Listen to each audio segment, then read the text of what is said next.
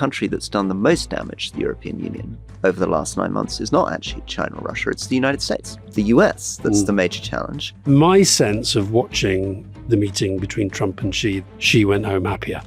Unlike Europe, who didn't really see Trump coming, China saw this from 2016 onwards. So they spent 10 years preparing a playbook to be ready for what happens when America puts up tariffs. They took control of between 85 and 90% of all the critical minerals. By cutting them off, which is what he did, he essentially shuts the world down. This episode is powered by Fuse Energy. And there's a slight tendency to governments to talk about the future of energy as though it's some distant concept awaiting its next committee report. But in reality, of course, it's already being built, field by field, turbine by turbine, by companies like Fuse Energy. And Fuse is now the fastest growing renewable energy supplier in the UK, putting sustainability at the heart of everything they do. Their new solar and wind farm projects are helping to build a cleaner, more resilient national grid, proving that renewable energy can be both affordable and scalable. Every home that they power brings that future closer to the present, whether it's panels catching light or turbines turning across the country. And this is progress which isn't measured just in targets and slogans, but in sunlight, in wind, in electricity, and a bit of British persistence. And progress is not always about shouting the loudest. It's about keeping the lights on intelligently and making clean energy something that everyone can afford. The energy transition isn't tomorrow's problem. It's today, and Fuse Energy is actually doing something to address it. So switch to Fuse Energy today using the code POLITICS to save on your energy bills and help power a cleaner, more sustainable future.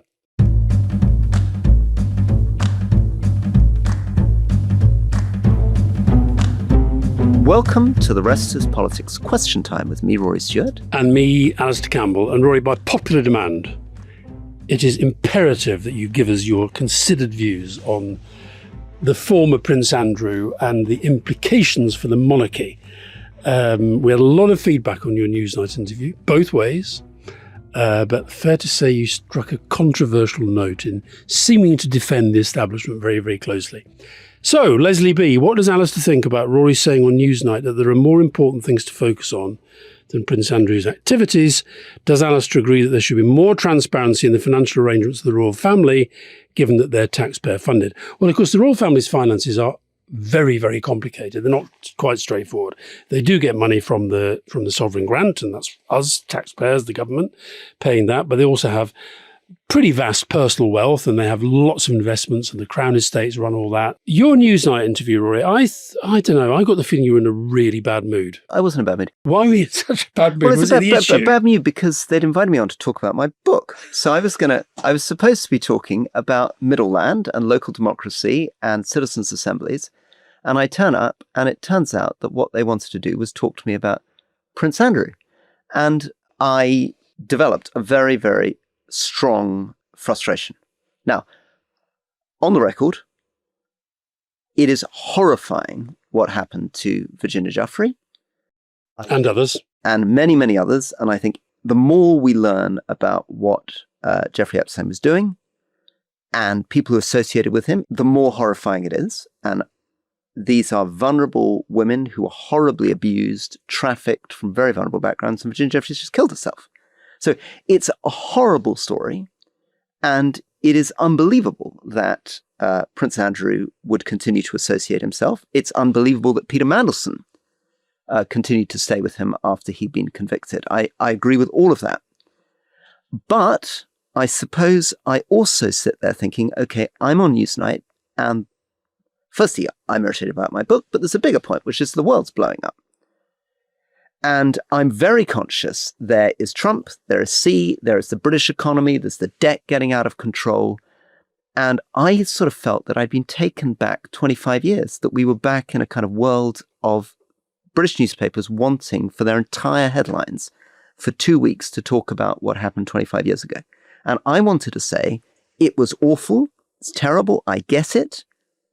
But surely, and this is maybe where I'm getting too wound up and too kind of psychological about it, I genuinely worry it's avoidance, that we don't want to think about the really big, difficult issues. We don't actually want to hold really powerful people accountable. We don't want to hold them accountable for really big things they do. It's more convenient to find somebody who is, I don't know what he is, 8th in line to the throne, hasn't had a public office for 15 years, isn't received public money for something he did 25 years ago, and which he hasn't been convicted of. And this whole thing takes all the oxygen that could be taught. And I think it's repeated. I felt actually, it's a very different thing because she's not accused of doing anything remotely similar. But I also was frustrated by how much time was spent on Rachel Reeves and her licensing. I was frustrated by how much time was spent on Angela Rayner and stuff. I just think the British press love the idea. We're holding powerful people to account. And this becomes the big story for weeks and weeks. And we're not really holding really powerful people to account for the really big things that matter to us today. Yeah. I mean, I can see where you're coming from. I didn't watch it live, but I got so many messages from people saying, what's your mate Rory up to on Newsnight? That I had a look, and I could tell you were absolutely frustrated and pissed off to be there. And I didn't actually want to talk about it. No. I was sitting there and she dragged me in. I was trying to sit on my tongue, as probably I should be doing at the moment. We've all been in those situations where we've got in and sort of thought, what the fuck am I doing here? But anyway. You actually told me not to go on the show. I did. Your advice was don't talk about Prince Andrew. Now you're making me talk about Prince Andrew. No, my advice was don't go on to it because you'd been asked on one basis and then we're going to spin you into another one. And you were uncomfortable. Would your professional advice be that I should be talking about Prince Andrew? Look, I've been reluctant to talk about it because in general, I think one of our problems culturally is we focus far too much on things that don't matter and not enough on things that really do. That's why we wanted to talk about the climate in Sudan yesterday, because I feel that very, very strongly. On this, however, I think that we're not just talking about something that happened a long time ago. We're talking about the conduct of people, powerful people in public life ever since. So I think the reason this Prince Andrew story, former Prince Andrew story, has just refused to go away is because at so many different stages, he and others have completely mishandled it. And even though I thought King Charles got very fulsome praise for the statement where he finally stripped him of the titles and said that the thoughts should be with the victims, and the palace brief that Camilla was appalled because of the work she does protecting young women and violence against women and girls and so forth. I think that right along the way, they've just not handled it well. And I think this feeds into this idea that there is a sort of, for those who already have power, you can get away with a lot more than those who don't. So when the dam burst, you were there on the day that the dam around Andrew was bursting. And I think that therefore it is important. I think it's about the establishment, and the transparency point is interesting. They never used to be, they're way more transparent than they were, but there still is a feeling that they are very much above proper public scrutiny. I agree with you that there's a really strong sense in Britain that there is a powerful elite who gets away with things and ordinary people are abused. And I can see completely why Prince Andrew became a kind of big symbol for that idea. But I also think that it tells us something about our culture, that this is a very fundamental trope that we focus on, and we often don't focus enough on structural issues. We like a villain. We like going after a particular individual rather than looking at the kind of big, knotty, deep issues that really affect the big structural issue is the monarchy. And we're also really hypocritical. So you and I interviewed George Mitchell. George Mitchell is accused by Virginia Giuffre of doing exactly the same thing. Senator George Mitchell is right there with Prince Andrew, accused of doing exactly the same thing by the same woman as part of the Epstein thing. Why didn't we discuss that? Why is the British media not talking about this? I'll be honest, I didn't know that. But nobody talks about this. He gets an honorary degree. We all celebrate him on leading. And for some reason, in America, they don't talk about this. Prince Andrew is one of a category of people, along with a Harvard lawyer, former prime ministers and others who have been accused by Virginia Giuffre of exactly the same thing at exactly the same time. But Rory, I say on that the Americans are wrong. We should emphasize that, of course, Prince Andrew and George Mitchell categorically deny these allegations, but that obviously isn't the general tenor of the public. I just want us to say, yes, absolutely, that whole thing is horrible. The abuse of vulnerable women by men is horrible, but let me take it to another stage.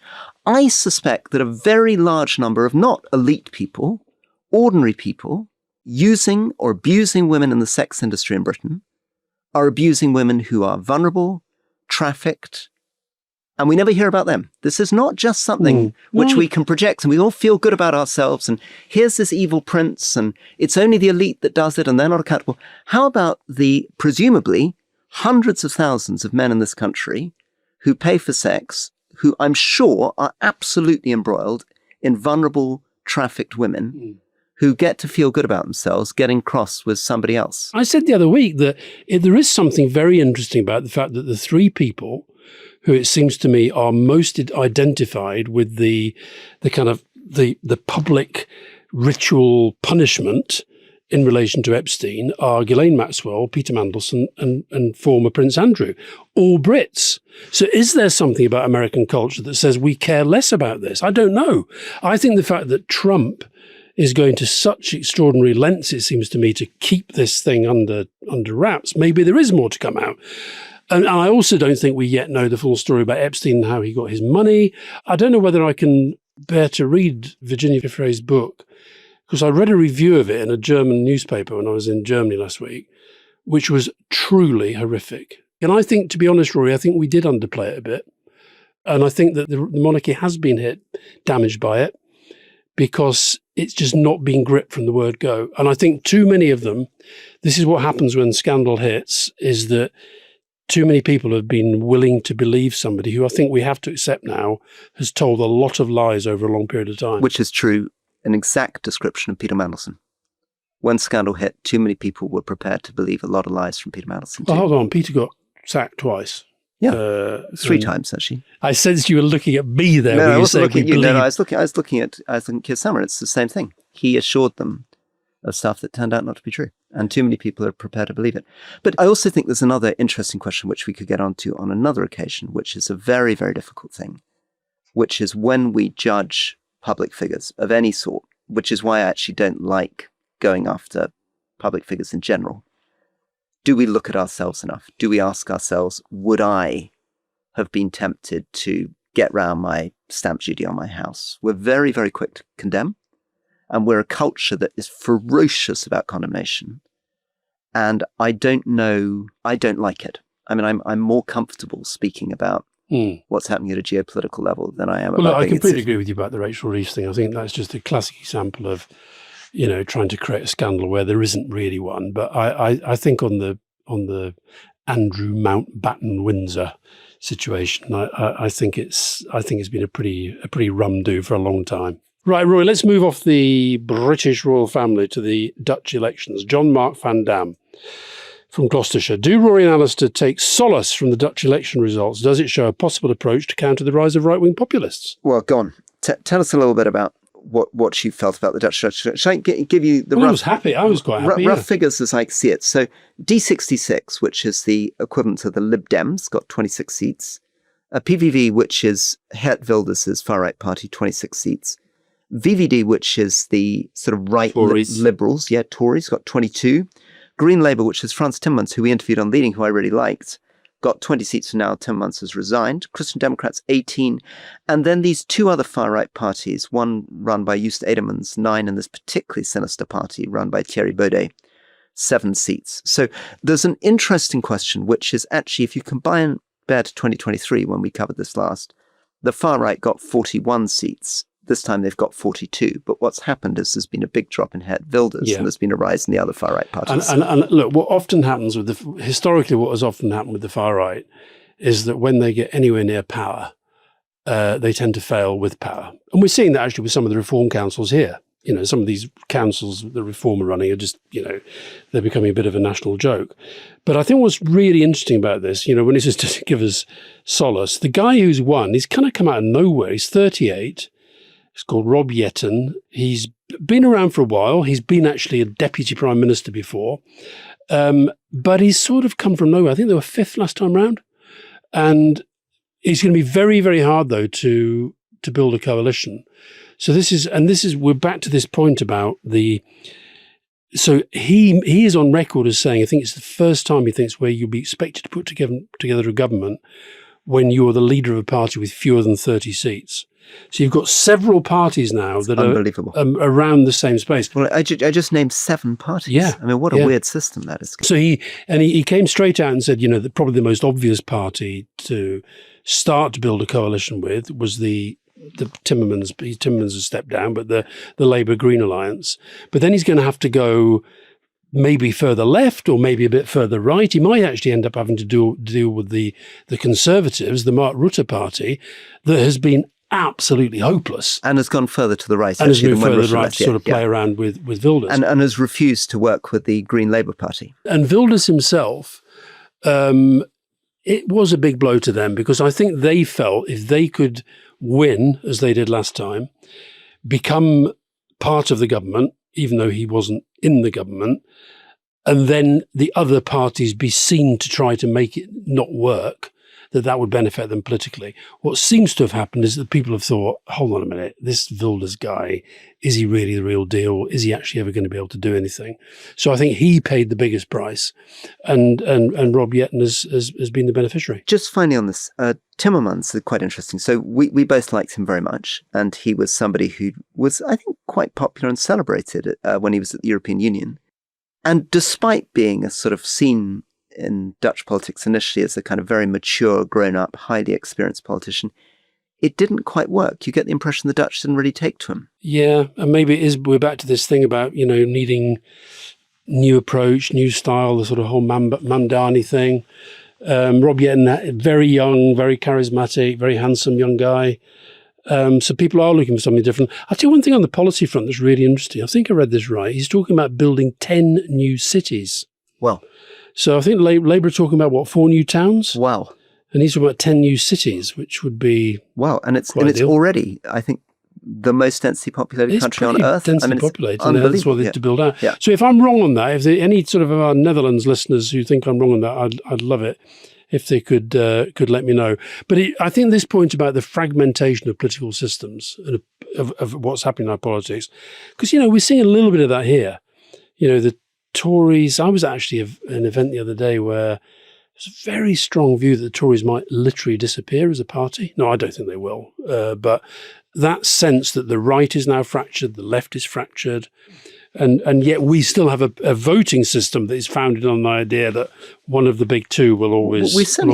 As I think you've pointed out in the past, we've gone from what was for a couple of hundred years a two-party system, even though there was a kind of the Tories remain, and then there was a slip from Liberal to Labour as the second party, to what respectively now a 5-party system at least, isn't it? Well, if you're in Scotland and Wales, it's even more. Yeah. Right. Should we take a break? Very good. Then back from the break, we'll talk a little bit about Trump and C, and then maybe some more cheerful questions. Why not?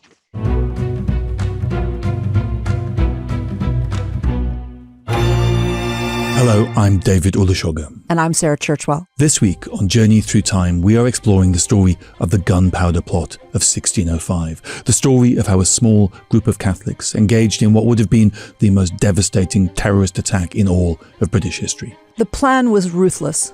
Blow up Parliament, King James I, and most of his family, all in a single blow. The series will tell the story of treason and traitors, of a group of men led by the charismatic Robert Catesby, who believed that the only option left to them to win their rights as Catholics was the violent destruction of the Stuart state.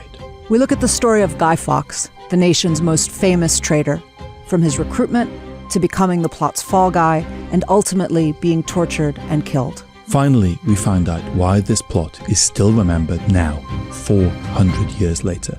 Listen to Journey Through Time wherever you get your podcasts. And as a special treat for listeners, we've got an extract from that series at the end of this episode.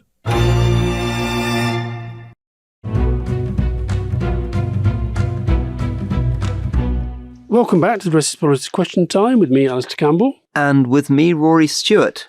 Katie, what did you make of Trump calling his meeting with President Xi amazing and rating it at 12 out of 10? Well, that guy shows that he watches Spinal Tap. Do you remember they've got a volume 11 on their speakers when they're playing? I think that's where he got it from. What? But he said 12. Yeah, but it's the same joke, isn't it? I don't think one of these is a joke. I don't think it's funny. I just think it's part of Trump's inability to say anything without it being untruthful, exaggerated, and hyperbolic. And completely mad. Yeah. Yeah. And also, it wasn't 12 out of 10. I think sometimes with Trump, the more he overstates, there's some little whirring thing inside him saying that didn't go very well. And my sense of watching the meeting between Trump and Xi, that Xi went home happier. Yeah, I mean, it's still staggering. I mean, what you in the headlines, people are like, Trump cut the tariff from 20% to 10%, and everyone's might think on the basis of that China now faces tariffs like the UK, which has got a 10% tariff for the US. What actually he did was just cut the fentanyl tariff from 20 to 10%, which means the average tariff on China has gone down from 57% to 47%. So basically, if you buy a $100 good from China, you're spending $50 tariff on top of that. I mean, it's unbelievable given that most of the clothing, toys, etc. in US supermarkets, Walmart, whatever, is coming in from China. And the effect on the cost of living, particularly on people on lower incomes who are buying Chinese goods, is staggering.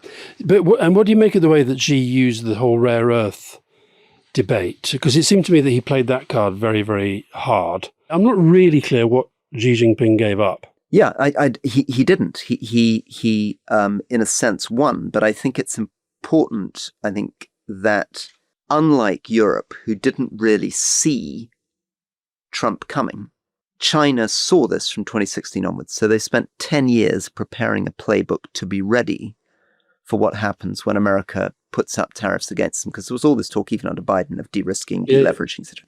So they had a whole playbook ready, and right at the heart of it is that they took control of between 85 and 90% of all the critical minerals and rare earths required for technology and the Green Revolution.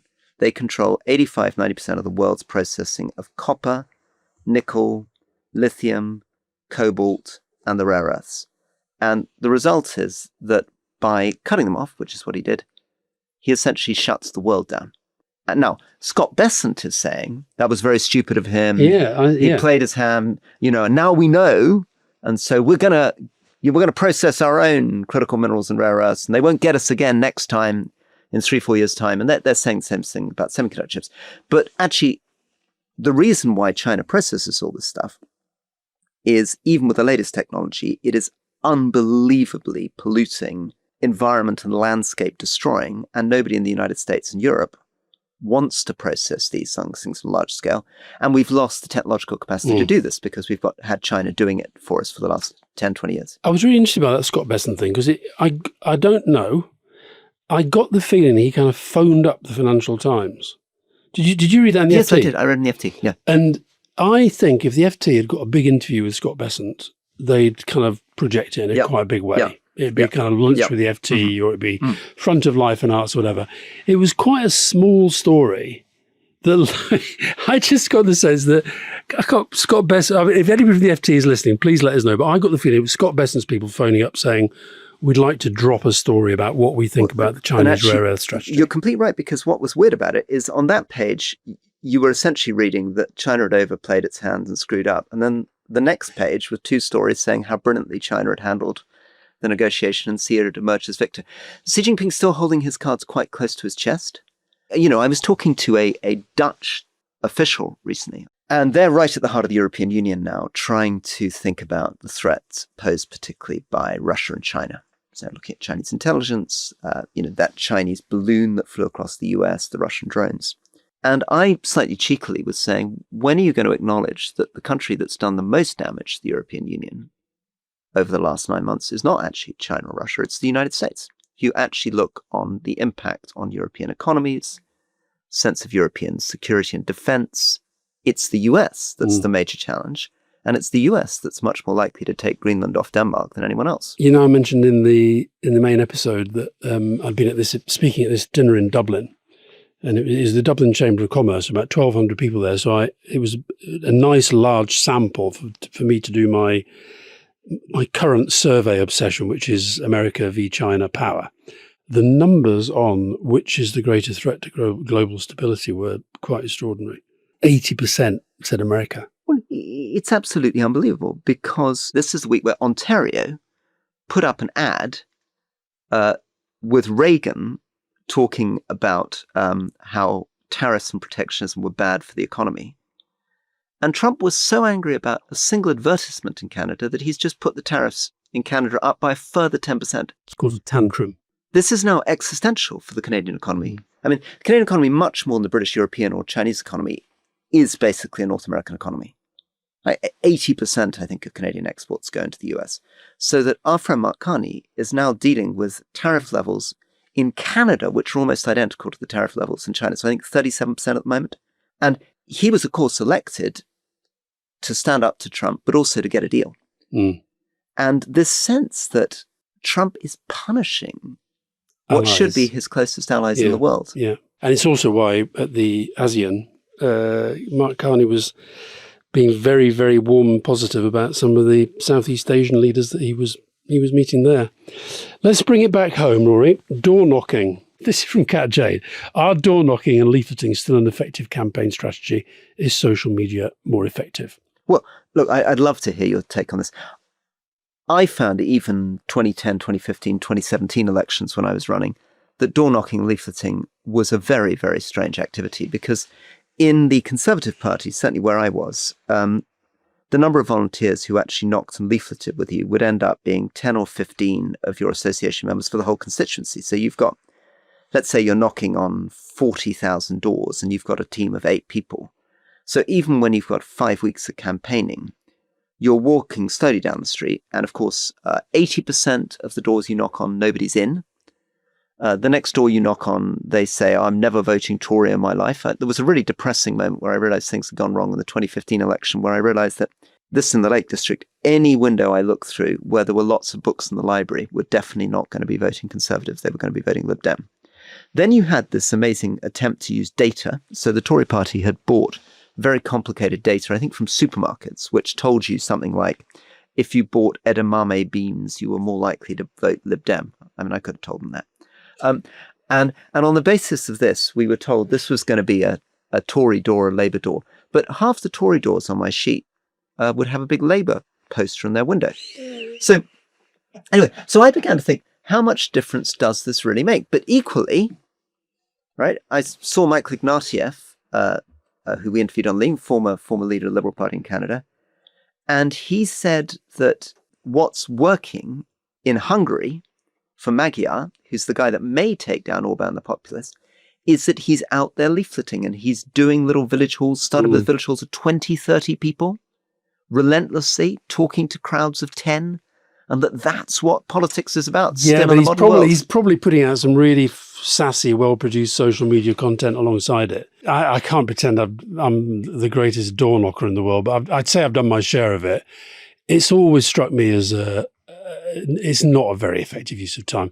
The trouble is you sometimes end up spending, well, I do, half an hour standing there arguing with somebody that you know is never going to vote Labour. And I think, whereas what you've got to be good at is straight away working out, is it worth your time? And then I think that's a good sign for you, though, because actually somebody said this to me about Margaret Thatcher, that she would always spend half an hour arguing on the doorstep with a single Labour voter.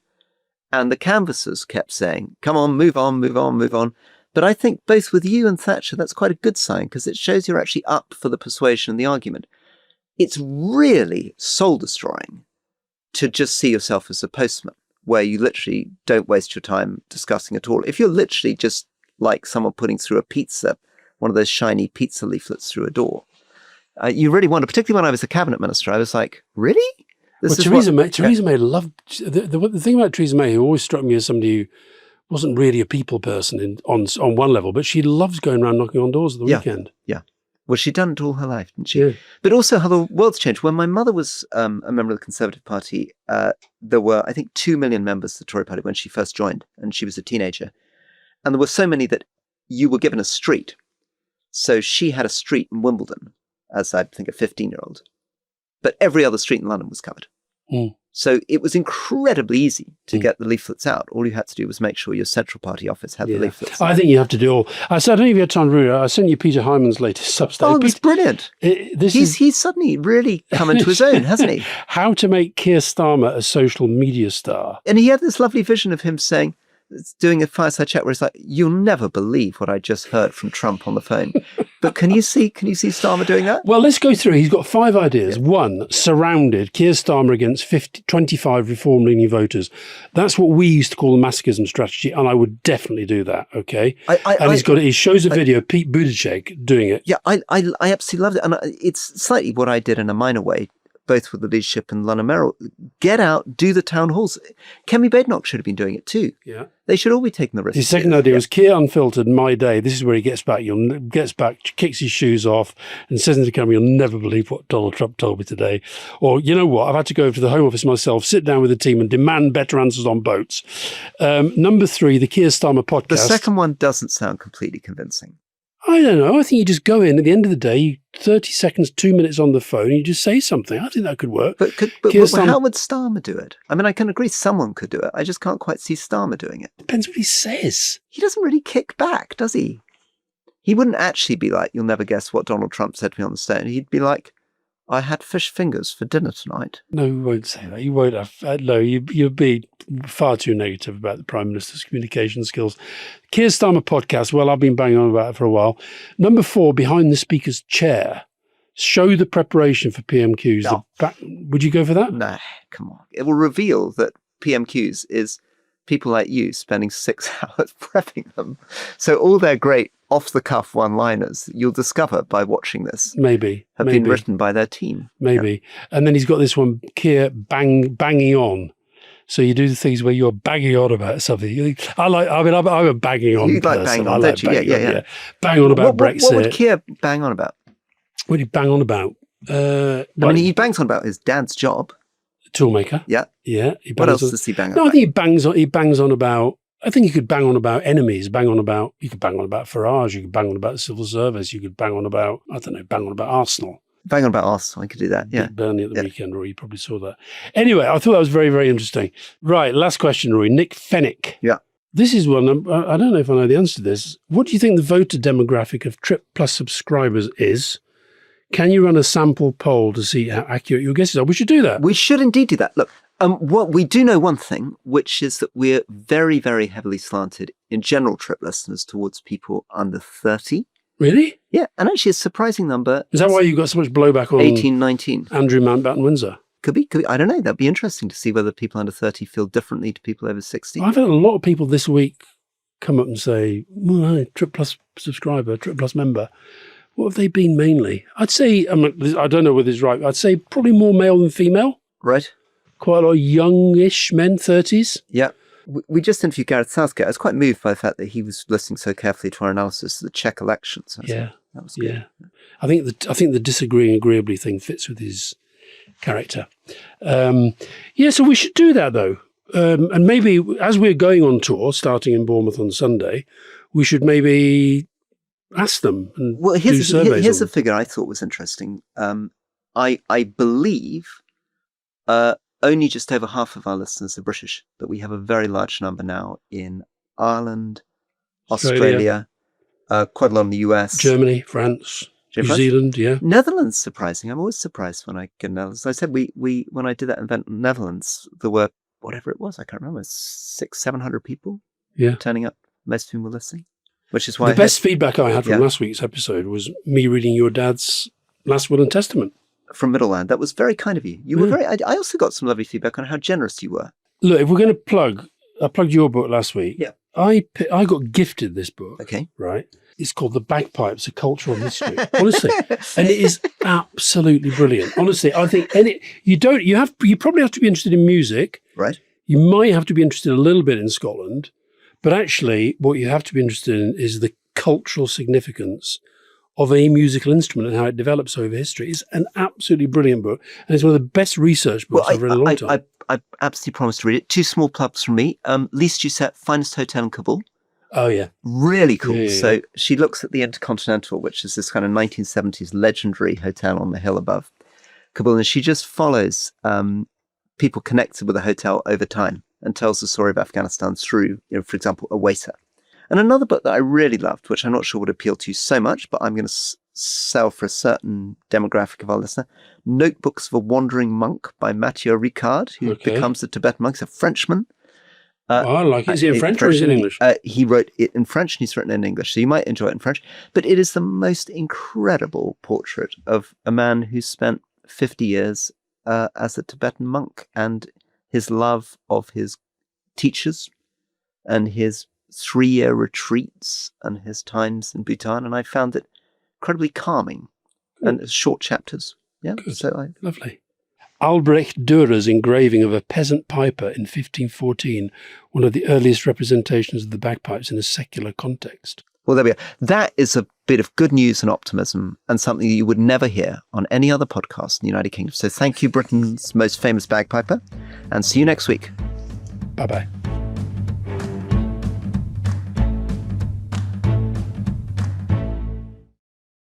Hi there, it's David Olusoga from Journey Through Time, and here's that extract from our Gunpowder plot series that I mentioned earlier. The person who's not rejoicing is Guy Fawkes in the Tower. King James himself came to the Tower to question Fawkes. That's quite an astonishing fact, that Fawkes and the King looked into each other's eyes at that moment. And of course, interrogations at this time, I mean, we say interrogations as if they're just being questioned, but interrogations are brutal, violent events. Yeah, and it's going to get much, much more violent. Fawkes stands up to the King in a way that actually even impresses the King. He's open that they plan to blow up Parliament. He said that the aim had been to blow King James and the other Scots back to their Scottish mountains. He says that to the King. It takes guts. Yeah. But it's also not the most diplomatic thing to say to the person you've just tried to murder, and your fate is in his hands. Yeah. Well, I think Fawkes knows what's going to happen. I mean, the King was impressed by his obstinacy, that he would not reveal the names of his co-conspirators, that he was willing to insult the King to his face. And you have to say about Guy Fawkes, a man who'd been a soldier for 10 years, my God, he had guts. I mean, he is a bad man. He is a religious fanatic. He's not somebody I admire, but my God, he was brave. You know, you can be brave and wrong. Yeah. You can be brave and involved in things that are evil at the same time. And he was all of those things. But this willingness to stand up to the King, this is before the torture. If you want to hear more about Gunpowder, Treason and Plot, listen to Journey Through Time wherever you get your podcasts.